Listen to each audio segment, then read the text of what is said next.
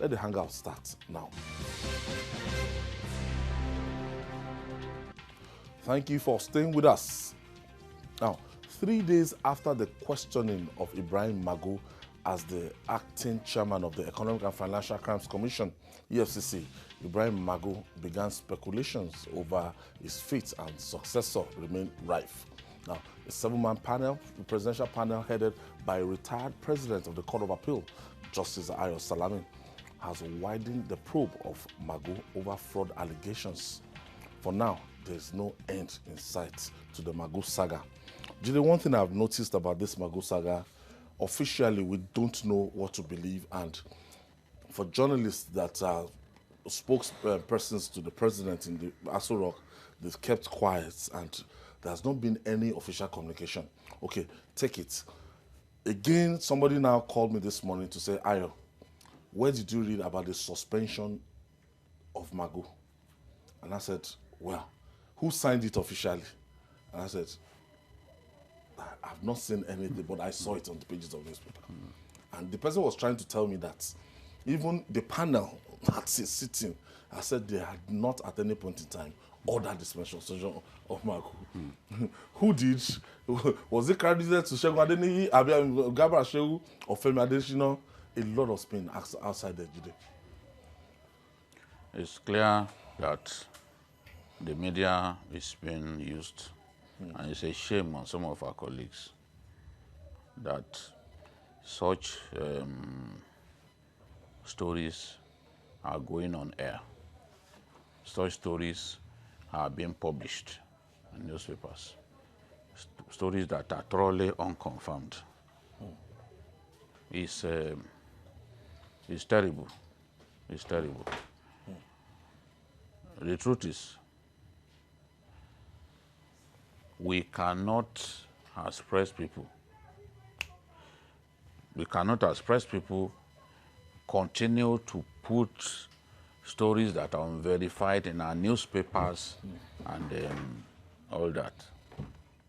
Something must give. As of today,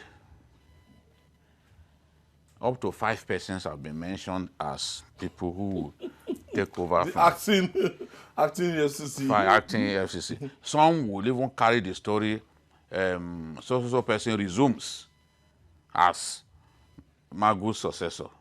When you rush to go and read it, to find out whether it was Boss Mustafa that announced or made that, you will see that, Can't be credited to anybody. yes, Attributed to can't anybody. be attributed to anybody.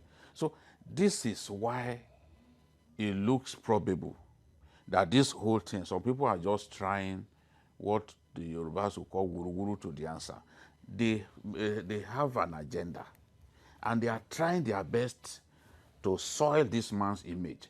Can you imagine somebody waking up to say Magu gave the VP 4 billion? Where is that coming from? Very ridiculous, and it's all over the social media. And even a colleague of mine who had worked at big newspapers in our country, he posted something on Facebook that 4 billion missing from EFCC, said to have been given to the VP. And I said, Very there is unfortunate. no 4 billion missing from EFCC. What are you talking about? That Magu bought houses in Dubai, houses in... They said worse things about Ribadu. Today, the people who are chasing Ribadu up all over the place, who are trying to embarrass him, put him to shame, they are the ones who have been put to shame. One of them went to jail outside of our country. Ribadu is enjoying his retirement. It's even more recognized internationally. The people who try to put Lamrude to shame. That individual has been jailed. Yes, That the lawyer. person, the so-called whistleblower, the liar, the yes. shameless liar, he has jailed. been jailed. Jailed. Now, Lamrude has become a DIG. Still in the force. Still is, yes, he's still in the force. Adoke, who harassed Lamrude and even Farida Waziri, where is he today? is facing trial for corruption. The truth is, if you choose to fight corruption, they will fight back. I said the other day that some of these things happening to Magu are linked to 2023, and people said I didn't explain. Of course, there are some governors who are doing their best now to ensure that Magu does not come back, because he has facts on each and every one of them, and they will have learned their lessons from what happened to Saraki. Because as soon as you get to that Senate, they will start, they will put you on trial. You've left the office, you no longer have immunity. So some of these governors who have plans for 2023, they are already making moves to ensure that nothing stops their ambition. And with an incorrigible, in inverted comma, a stubborn person like that, of course, it's going to be difficult for them. They know it. They know what Saraki went through. You know, we're not even saying that it's not after the whole thing that they might return guilty verdict of Magu and everything. But we're very quick in Nigeria when it comes to just concluding that someone is a thief. There's somebody he has they even call him Hush. Hush call him Hush Magu, which is an insane thing to say. A lot of people right now in their walls on Facebook, everything. See, when we yesterday morning, some people are saying, "Oh, how about the money found in Magu's house? Who found money in Magu's house? Where did you see the money?" I asked. They cannot tell me. They said they found money. They found billions of dollars. They have found. What is wrong with Nigerians? If it suits their narratives. Now you can see who ordered his detention. The Baba Salami panel said he did not order his detention because the man, I said it 3 days ago, that it's an administrative panel. It does not have the power to detain anybody. Yeah. And the old man said, we did not order his detention. Neither did we say he should be suspended. So who ordered his detention? The IG2 is denying that what was it called? The order for his detention did not emanate from his office. So who put him in detention?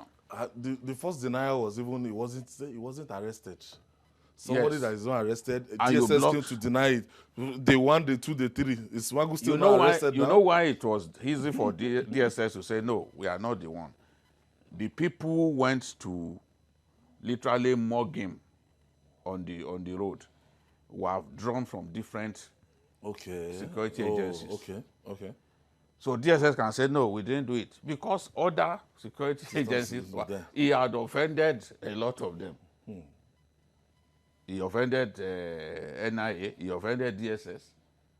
So they can always come together to say, let us teach him a lesson. So Magu is just like a loose cannon. No, even within the police, a lot of his colleagues hate him. When you see, I said to someone, I said, one thing is, even if you can't catch him on the basis of corruption that he stole money that you can see, he cannot survive in subordination. He can't. If you have all the powers that he has, and you have access to the president, you go to the president and say, Mr. President, I'm investigating the head of service. And the president says, go ahead. If you have any problem, talk to me. You have that power, you have access to the president. It will go into your head, and you will step on toes. The people who work with the president, a lot of them, knowing that you have access, they can't be happy. The people who believe that they are above you, they see that you have access, they can't be happy with you. So this is the thing. There is no man who will have such powers who will not be stubborn. And once Nigerians can't have their way with you, they will say all kinds of things. We say we want people to be powerful, we want strong people to hold key positions in our country. Yet when anything happens, we go to report to the president. I was reading that he actually blocked the check that someone wanted to use to buy an aircraft. I don't know whether it's that easy in our country to simply buy an aircraft with a check. Because even with the bank should not honor the check. Even with the cashless transfer policy that we are operating, you cannot write a check above 10 million. And you can't write a check above 10 million. You have to split it. If you want to pay someone 15 million, you must split it. Either you do 9.5 million and 5.5. Then you buy a check you buy an aircraft with a check. I have not heard that is possible. In any case, the person that, if that was true, does Danjuma have immunity against investigation? If he ransack someone's home, it's within the powers of the EFCC to do that. Did they not ransack judges' homes? Did the DSS not ransack judges' homes? As long as they don't have immunity. If you think that your privacy has been violated, you go to court. That's not enough to say somebody must leave office. You understand? That's not enough for big people to now gang up and say you must chase someone away. Lots of speculations going on. Just all kinds of stories. And a lot of us, these things did not happen in our presence. We are very good at spinning all kinds of stories. Especially if it's Magu now, they are calling him Hush Magu now. Of course, all those Yahoo boys, they will be happy that he's facing what he's facing now. Because he was a terror to Yahoo boys. Yeah. They will be happy to mock him. But nobody has brought evidence that Magu stole money. When Magu was the chief investigative officer under Ribadu, he was not only the best amongst them, he was the most decent amongst them. I've been following him since around 2004. And when Farida took over, they punished him. You will see, they transferred them to distant places, snake-infested areas, just to punish them. Because they were the ones who conducted the investigation of those key PDP officials, the Sarakis of this world, the Boris. He was the one who led those investigations. So they decided to punish him. And now the government that he's serving can't even protect him in any way. Can't even guarantee that the National Assembly will clear him. The obstacle to his clearance came from within the same presidency. That's what I was saying. Some people twisted it on Twitter to say that I exonerated Saraki. Of course, the document that Saraki used emanated from the presidency. That's the DSS document, because the DSS is under the presidency. So this is the situation. So now, when we look at the way things was ultimately the way we do our things. Now, if you look at the case of Hush Puppy, Dubai police, they said they've been following him for 4 months. Even the FBI even got somebody to be on his trail for 2 years. They built everything they wanted to build, and they got all their facts right. Now, it is Monday they arrest him on Monday, look for evidence, look for everything. But now, there's no how, even though if he's exonerated from these allegations now, he might not have the moral standing to continue in that office. No, it's not even a question of moral standing. It's a question of,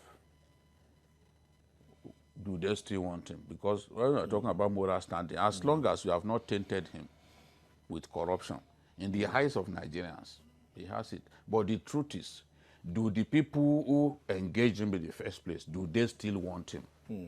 Because we came to this during Ribadu's time. It was clear that Ribadu was no longer wanted. All of those, go to NIPS for cause. It was all meant to chase him away and replace him with someone else that they can use. It is consistent with the character of politicians to do things like this. And they are looking at 2023. They don't want a man that they cannot talk to and they will have guarantees that he will listen to them to be in charge. It's not pliable. No. Everyone knows it's rigid when it comes to things like this. You can see even some of the allegations against him border on rigidity. All right. We'll take this break, and when we come back, we'll talk more. It's still Journalist Hangout. Please stay with us.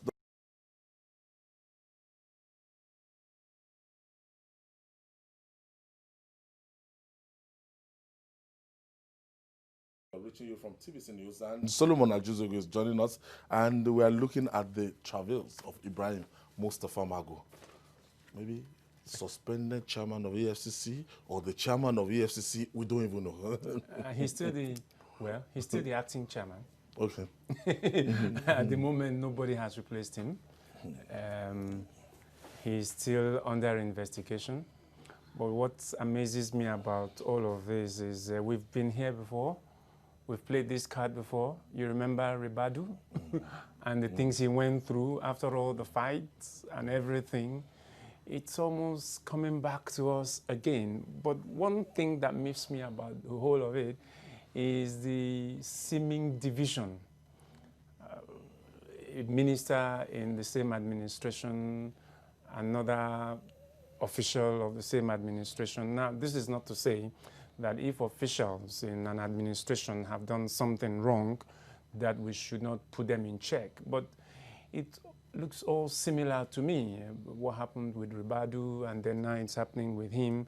But I think we'd also all have to be patient and see where this is going.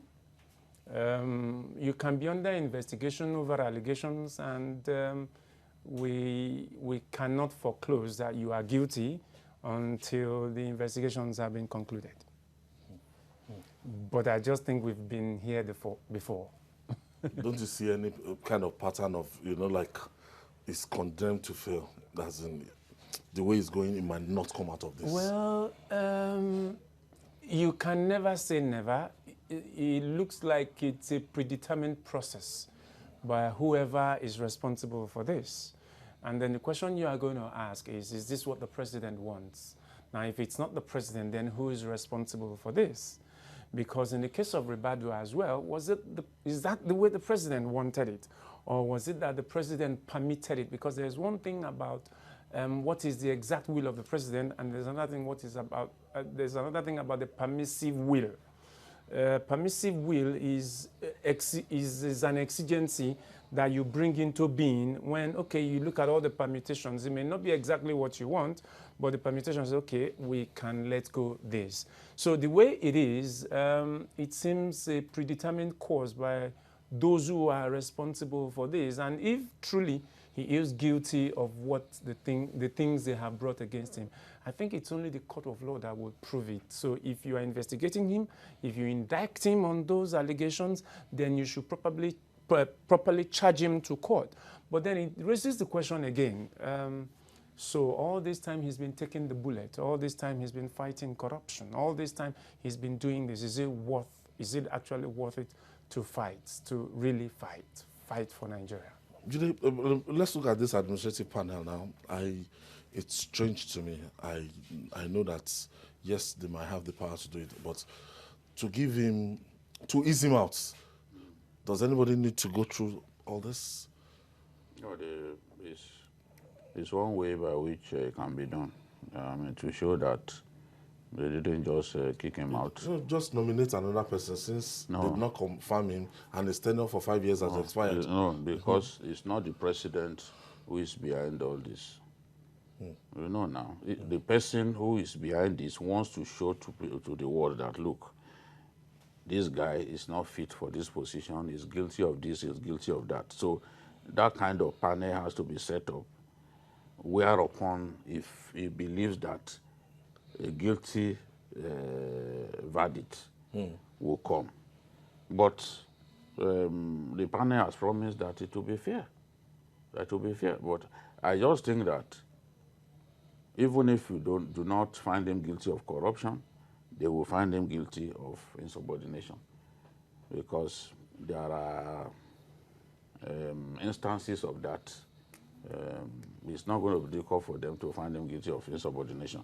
Whether insubordination would be sufficient to kick him out is another question. But the truth is, you can't just simply, you must convince the president and many Nigerians that a man who led the Commonwealth body of anti-corruption agencies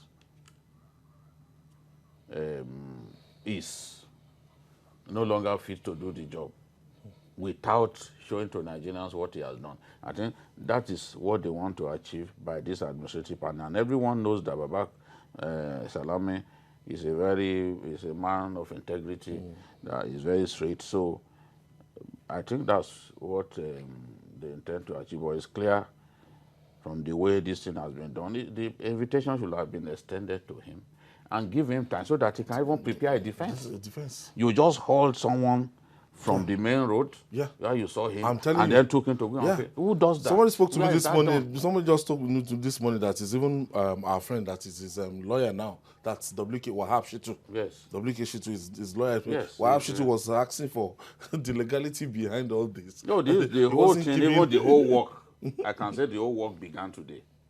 Yes. You know, all of that time they were just wasting their time asking general questions. Oh, you have a friend who is a pastor. What's the relationship between? You can imagine such ridiculous questions. As if, as a Nigerian, I can't choose a Muslim cleric as a friend. So this is the thing. They have to put him on trial, and they have to be fair to him. That's all that we. Seem to be fair. That's what Nigerians want. They have to be fair to him. I have a caller from Lagos. Nee is calling us from Lagos. Thank you for joining us. Hello. Yes, thank you for joining us. Yeah, it's a very good program for us to actually hear our views.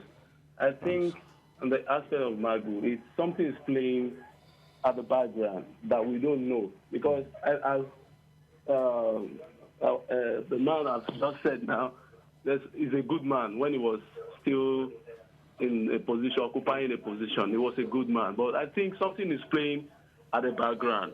But I believe after all, in the interrogation and the investigation carried out, I believe the thing will come to play a very crucial role. I think what you need to do is just to prove his crisis wrong and see what he's capable of doing. Because I think something is playing at the background. That's what I see.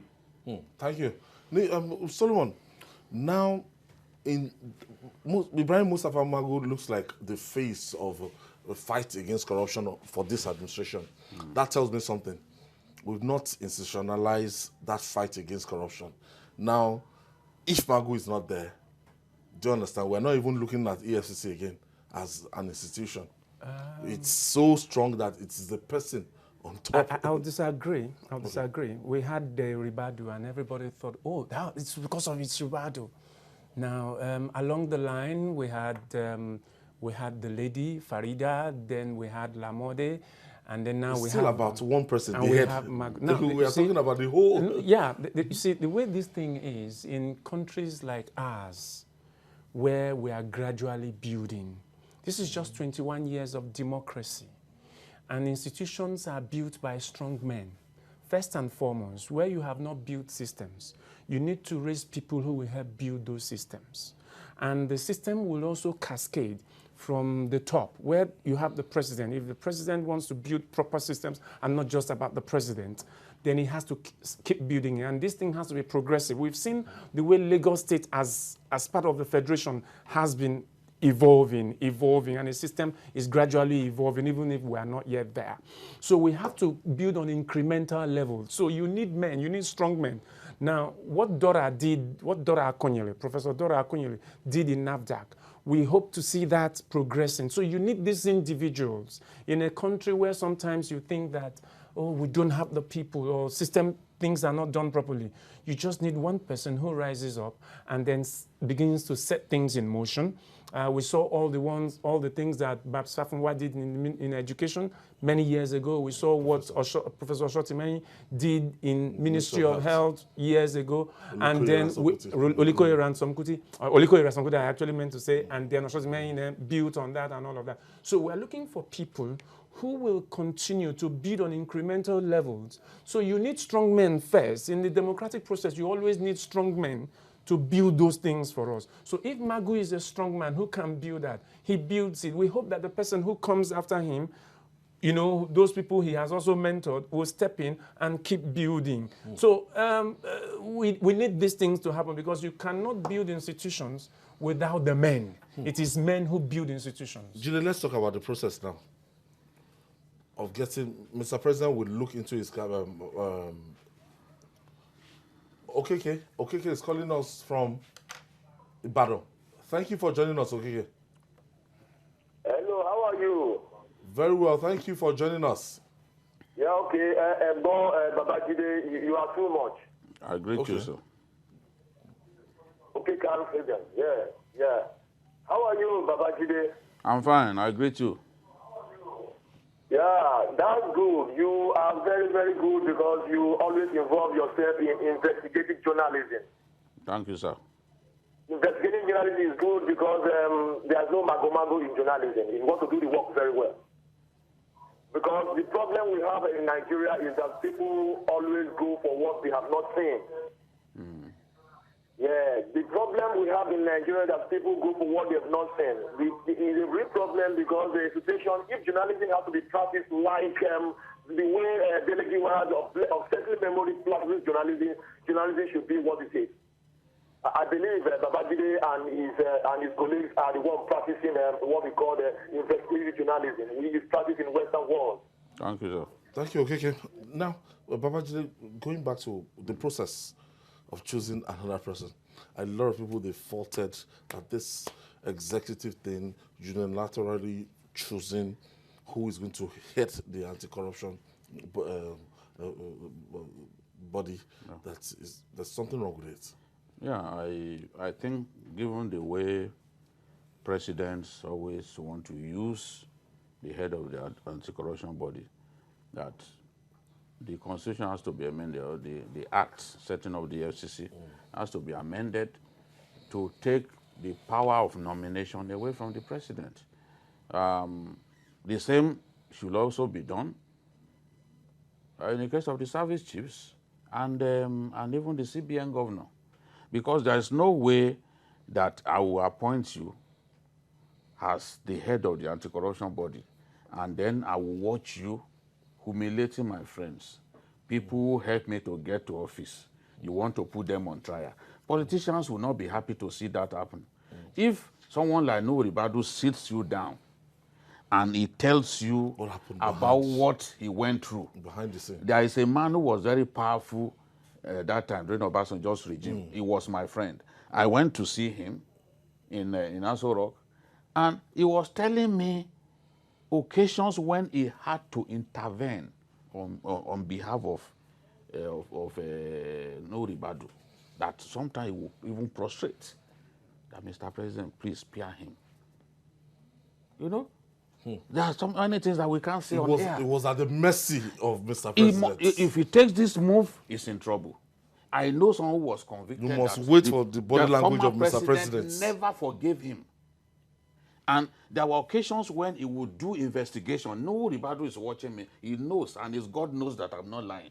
He will finish an investigation, present to the president, and the president will say, no, don't prosecute. And we saw what happened, the illegal nolle prosequi that was entered into in respect of Obasanjo's cousin, Wakonjola. So these things happen. How can we defeat corruption when the anti-corruption body is not truly independent? The only way to go, and I forgot to add even the INEC chairman. I mean, these are very crucial positions. Sensitive. You have to, the power of nomination, I know that should be taken away from the executive. Let it be, in some countries of the world, you apply to be IG. Yeah. You apply. South Africa, if you are good enough, you'll be, even in Mexico, some of the states in Mexico too, they now do it. To be commissioner of police in the state, you apply. Only the best will get it. I think that what Jide is talking about here, or what you are trying to draw out here, when you are talking about basically first the independence of these institutions and these commissions or these MDAs or whatever you want to call them, is actually a shifting of the power of nomination to what you call a proper public trust. You create a public trust where these individuals can emerge, and so they are beholden first and foremost to the people. The trust, the people who have given them the trust to hold on their behalf. The Prime Minister of UK has no power over the BBC. Yes. And it's a public media corporation. Exactly. Has no power regardless over of the the BBC. party in power. Exactly. And the issue of funding, they will make sure that it is sorted. So you don't need to go through those things are sorted out by law, and so you are shifting that power. But of course, you'll understand why the chairman of all these groups or the DGs of these groups, of these commissions, are at the mercy of the president. You understand. Okay, let's move especially on. the EFCC. Now, moving on now. Moving on. Now, when Nigeria's Minister of State for Education, Chukwuemeka Nwajuba, announced that schools would reopen for graduating students on the 4th of August, the decision was greeted with fear and skepticism. This is owing to safety concerns over COVID-19. The federal government has bowed to pressure and reversed that decision. The Minister of Education, Adamu, says reopening of schools and conduct of the West African Senior School Certificate Examination, WASC, cannot happen anytime soon.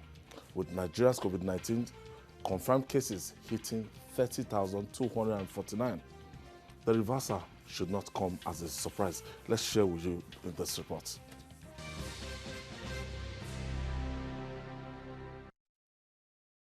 This year's West African School Certificate Examinations was postponed indefinitely in April after it was earlier scheduled to commence in May. It was postponed after schools were shut down across the country in a bid to contain the spread of the coronavirus disease. But the Minister of State for Education, Chukwuemeka Nwajuba, announced during a media briefing on Monday this week that the examinations would now take place between the 4th of August and the 5th of September. By implication, it meant schools across the country would reopen for examination classes. I don't mind Nigeria losing a complete school year than exposing our children to danger. But now the Minister of Education, Adamu, insists his Minister of State was misquoted and did not announce the reopening of schools. They cannot determine for the government. But that the West African Examinations Council was going ahead with examinations from the 4th of August. He is emphatic that the federal government is not reopening schools under its purview and appeals to states who have set dates for resumption to reconsider, as it is presently not safe to do so. We call a meeting of stakeholders who will tell us their situation and what needs to be done in order for it to be safe. While the meeting was going on, WAEC announced that they are starting on the... So let's see who they are going to start with. And I would also like to, at this position, ask those states that have already announced, I appeal to them. I think it is not safe. I feel responsible for all children, not just the children who are in federal government controlled schools. Please, let's save our children from this. The minister is clear on the fact that final year students preparing for school leaving exams will not be allowed to return to school. He insists that the West African Examinations Council cannot determine the resumption date of schools for Nigeria. Schools under the supervision of the Federal Ministry of Education will not reopen on August 4th or any time soon. Our schools will only open when we believe it is safe for our children, and that is when the situation is right, not when incidence of the infection is going up. No, we will not open school for examination or for any reason unless it is safe for our students. Even WAEC cannot determine for us what we do. The federal government's position, as stated by the Minister of Education, is that it is preferable for students to lose an academic year than risk becoming infected by the coronavirus, which is showing no signs of abating. That opens a debate on what is now to happen to Nigerian students who have already registered and paid for the examinations following the earlier announcement. Who bears the cost? The people, the government, or the examination body? So now if you want to find X, Tayamudu, TVC News, Abuja. Alaji Adamu. Okay, Malam Adamu. Now, the Minister of Education saying he will prefer school children to lose one academic year than to resume. Now, where do we stand here? You know, I agree absolutely with him. You know why I agree? Before you take a far-reaching decision like this, you must consult with the critical stakeholders. We are dealing with a public health crisis, and the NMA is a critical stakeholder. The frontline caregivers, the NMA members, they are our doctors. We thought some Chinese would come and help us out. But it turned out that it's our own people that we will use. They are the ones on the firing line. And NMA has said, no, not at this time. That the conditions are not ripe for schools to reopen. The Nigerian Union of Teachers, yet another critical stakeholder, says no, not at this time, because you need to provide the enabling environment for our children to stay in school and be safe. That has not happened. In fact, the teachers were saying, look, how do you imagine a situation? Because the public schools are going to be the worst hit. That is where transmission would be really terrible. There are some classrooms where they have between 60 to 70 students. How do they practice social or physical distancing in those places? How do you get children? Even we, the elderly people, we lack the discipline to wear our mask when it is necessary, except we are compelled. A lot of people wearing masks today in Lagos is for fear of task force arresting them. It's not to protect themselves. Many of them, even, this is where they put it. Chin marks. On their chin, as if it's chin mask. So then many of the schools, there's no running water. In many communities where you don't have public running water, how do you, one of the most important regularly measures that you have to take to avoid infection is washing your hand, frequently. No running water. How do you do that? So we need to give ourselves time to provide all of these things that will keep the children safe. To simply say, oh, they should come back so time, when you cannot see anything that we have done to prepare the grounds for the safety of these children, I don't think it makes sense. And that's why the minister has taken that decision. And what we have done is not only Nigeria that has taken these measures. Look at other countries. Solomon, what can government do? Children to stay at home indefinitely. Let me, well, I don't if they've been at home since March now, number one, the way, what they've learned, what they've gone through so far, and effectiveness of this online training and everything. It's not everybody that we have this access. Now, the way we're looking at it, 2020 is almost gone.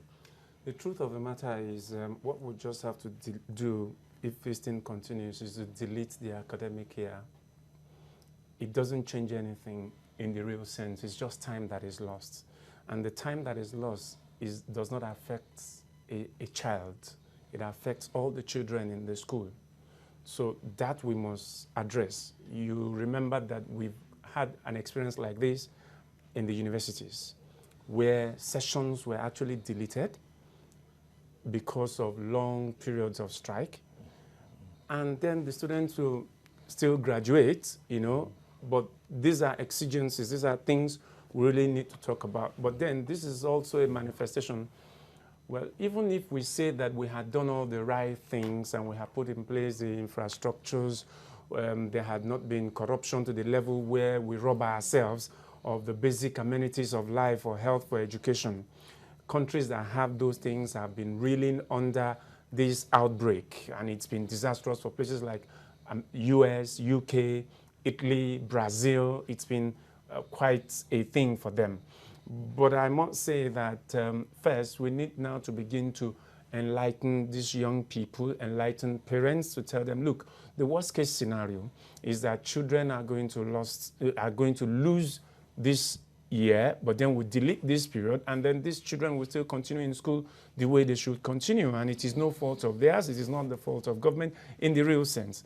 Then secondly, the cost bearing, talk about cost bearing, which was part of the report that I talked about, is that they don't have to pay afresh to sit for that exam when there is opportunity to sit for the exam, even if it doesn't hold this year, is that all they need to do is present the teller or the receipt with which they paid for this year already. Now, online, the truth of the matter is that children have to be in school. Online does not replace the fact that you have to do face-to-face communication to teach children.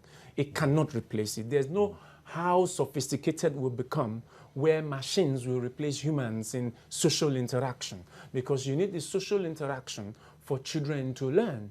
Yes, the online thing is more of an extensive form of educating young people or educating anybody, but the online cannot replace most of these things. But let me also add that the only part that I don't like where the minister said, he made that statement as if he was quarreling with anybody. Yes, I agree that WAEC cannot determine these things for us. And I dare say also that WAEC, we have no knowledge of the meetings held by the WAEC countries concerning this since it broke in March. We have no knowledge of that, and critical decisions taken or plans in this mode.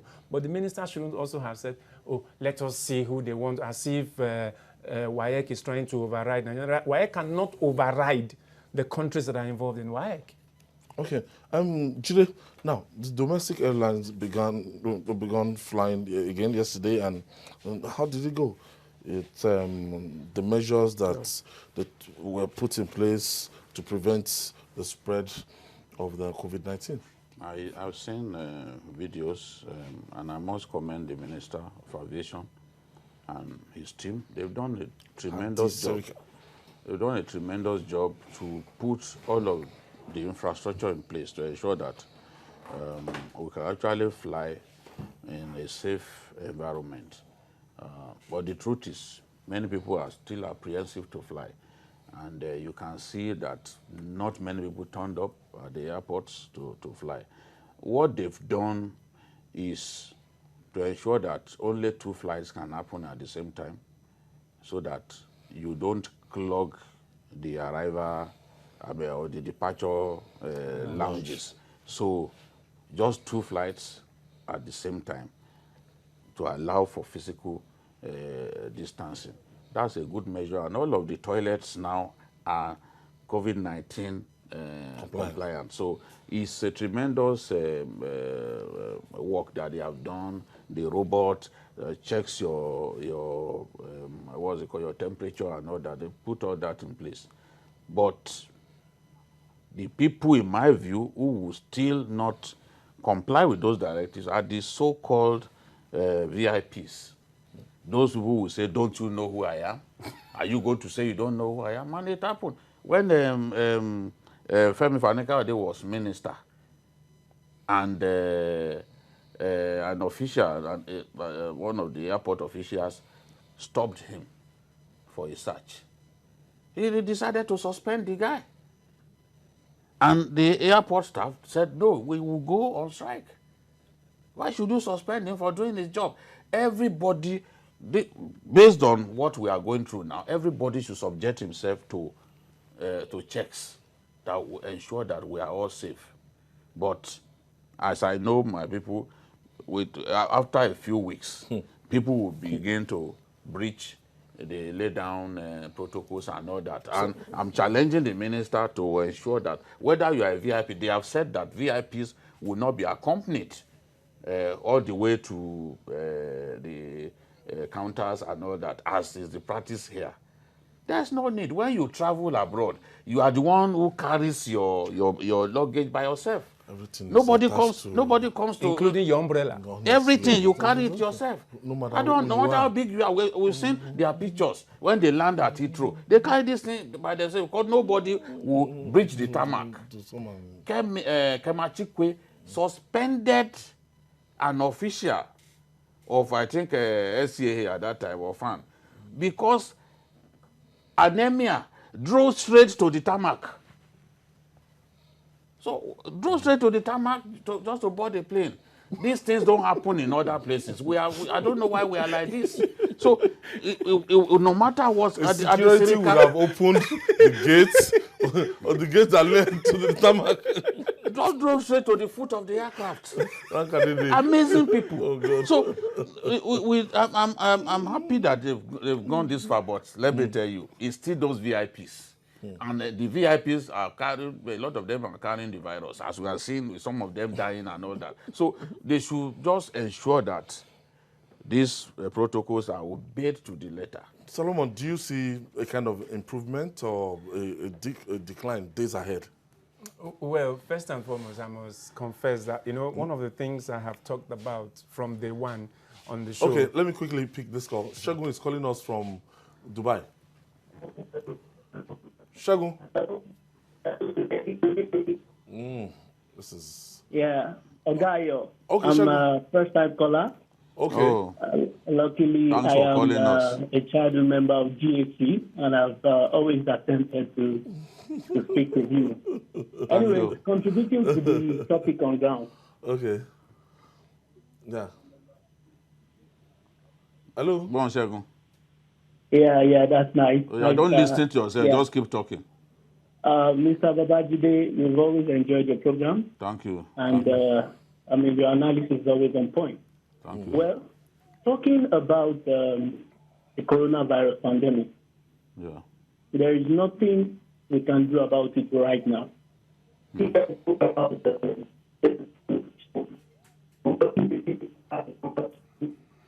I think the network is bad. The weather, the network. Yeah. I think. I'll have to listen Shagun, to- thank you for calling us. Shagun Yeah, is a I was childhood friend saying- from JC. I was saying I had thought about something that we've been doing a lot of talk, and I see no semblance of strategy. But I must say that what's happening at the airport looks like something very, very different. I don't know whether it's because it's a bit elitist. I don't know. They seem to just have a strategy. They are creating something in the seeming chaos. They are now trying to show us the way. When you talk about strategy, about how these things Not should be everybody done, that flies. It's of course, it's not everybody that They flies, don't want but rich people to die. you know. So you can see a semblance of strategy, how these things should be done. Now, the thing is, I hope they can sustain it. Sustain it. I Not hope it will initial gaga. continue going like that. Now, can we replicate this thing we've seen at the airports, in the airlines sector? Can we replicate it in the other facets of our national life where we create strategies? Like the buses we have around. Exactly. Can we create that? The Can we do funds that? will chase the us away. Can You we know, a create friend, that? a friend of mine traveled all the way from Arizona, one end of the country, passed through New York, the UK, and then ended up in Nigeria. Hours and hours of flight. And he said throughout, they were not allowed to remove their face mask. They were being watched by the cabin crew. So people who cannot wear face masks for a few minutes, if you are flying, you must use it. So Arizona many of to them, New York. all the desert areas. Now, many of them are worried. On the flight, it was not comfortable. Yet they were warned, don't take it off.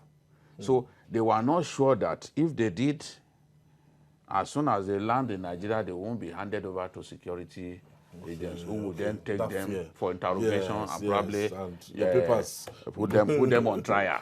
So they behaved themselves throughout on the flight. So That's the only way you can get you Nigerians can imagine. to comply. You can imagine traveling for more than 15 hours and you have the mask on. So we just need to obey these protocols for our own good. Because the aircraft is perhaps the most potent area where this transmission can happen. The bulk of the transmission began through air travel. So this is that's of why the AC that's and why they've everything taken began all of to- those measures. Solomon, South Africa is now doing 224,665 in spite of their small population. It's South Africa, and they've recorded 3,602 deaths.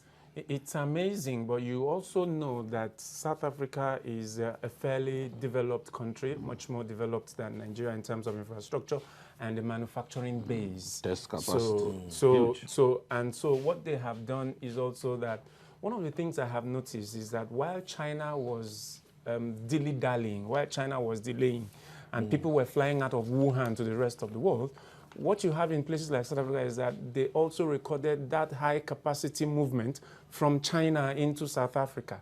Although South Africa was quick to go into a P5 lockdown, which was one of the highest in the world, I guess that the infiltration has already... We are doing 30,000. We just crossed that Rubicon of 30,000, and we're not still testing enough. South Africa has capacity, test capacity of 180,000. 180 test sites. 180 facilities. test sites where you can do tests. We have 40. Oh, 40. Now, apart from having 180 test sites, they have 380 test units, which means that at a site, there are several units that can make sure that can ensure that tests happen at random. So, with their capacity for testing, which is far away from what we have, I'm not surprised that their figure is this high. If we can test at that same level, honestly, the people in Nigeria who are carrying this virus, they will be higher than even South Africa. But our people are complaining already that this figure is too high. 30,000 is too high. They should look at what South Africa. Unfortunately, we are too slow. More than 200,000 from South Africa. And because we are slow, the rate of reproduction of the virus is so high, and we are not actually, closing it up. So the slower we move, the faster the virus keeps spreading. Solomon Ajizogo, thank you. Thank you for coming in today. And I want to thank you, BKO, for always being there. And that's our offering today. Join us tomorrow for another episode of the program. You can watch Journalist Hangout on our platforms showing on the screen. We're on YouTube, youtube.com/TVC News Nigeria. Our feedback channel is Journalist Hangout at tvcnews.tv. I'm Ayo Bilu Zuwaku. Bye for now, and God bless Nigeria.